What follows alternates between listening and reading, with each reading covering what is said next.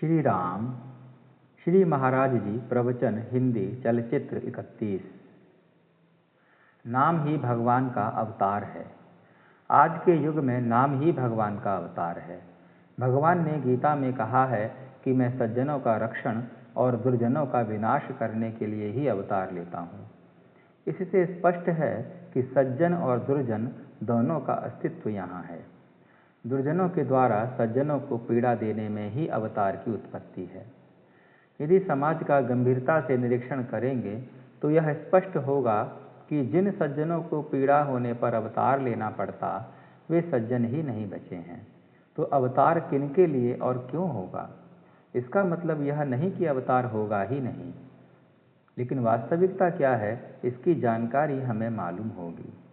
आज की स्थिति और पूर्व की स्थिति में अंतर है। पूर्व काल में कुछ मात्रा में सद्वासना जीवित थी, किंतु उसे प्रकट रूप से कृति में उतारना दुर्लभ था। अब तो सद्वासना ही नष्ट हो गई है, मतलब कि नींव ही ढह गई है, तो कृति करने का सवाल ही पैदा नहीं होता।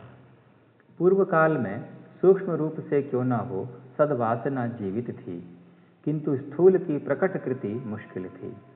ऐसे समय में भगवान को स्थूल रूप से अवतार धारण करना जरूरी था, और भगवान ने अवतार धारण कर अर्थात सगुण रूप में प्रकट होकर कार्य किया भी है। अब की समस्या दुर्वासना नष्ट होकर सद्वासना कैसे निर्माण होगी यह है, अर्थात यह कार्य सूक्ष्म भाव का है। अतः जैसा रोग वैसी दवा, या जैसी बीमारी वैसा इलाज। कांटे से कांटा निकालने का न्याय ही यहाँ उपयुक्त होगा। इसलिए उपाय भी सूक्ष्म भाव का ही करना चाहिए। वासना के नाश के लिए वासना जैसा जबरदस्त इलाज चाहिए। यह उपाय या इलाज है भगवान का नाम।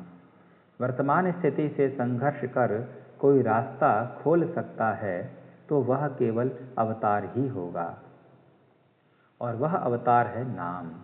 इसलिए सबको भगवान के नाम का घोष करना चाहिए। यह कार्य भगवान का सगुण रूप धारण कर संपन्न होना कठिन है। यदि कारण सूक्ष्म भाव का है तो इलाज भी सूक्ष्म भाव का ही होना चाहिए। अतः नामावतार की आज आवश्यकता है। प्रत्येक नाम के साथ उसका अवतार है। इसलिए श्रद्धा से प्रतिक्षण नामस्मरण करना ही हमारा प्रथम कर्तव्य है। यदि वही किया जाए तो नाम अपना अवतार कार्य करके दिखाएगा। राम की पूरी कृति और आकृति मधुर है। यदि ऐसा है तो उसके नाम में कितनी मधुरता होगी। संपूर्ण रामायण का सार राम नाम में है। हम अपना प्रेम गृहस्थी से करते हैं, उसके बदले यदि राम नाम से करें तो उससे असीम आनंद होगा।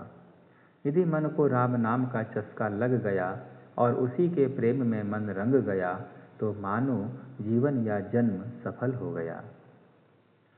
नाम से कली की सत्ता मिटती है, इसलिए नामस्मरण करने वाले को कली की बाधा नहीं होती। इस चलचित्र को संपूर्ण देखने के लिए आपका हृदय से कोटि कोटि आभार। श्री महाराज जी की कृपा से अग्रिम संभावित चलचित्र यथाशीघ्र। श्री महाराज जी प्रवचन हिंदी चलचित्र 32। बहुत बहुत धन्यवाद।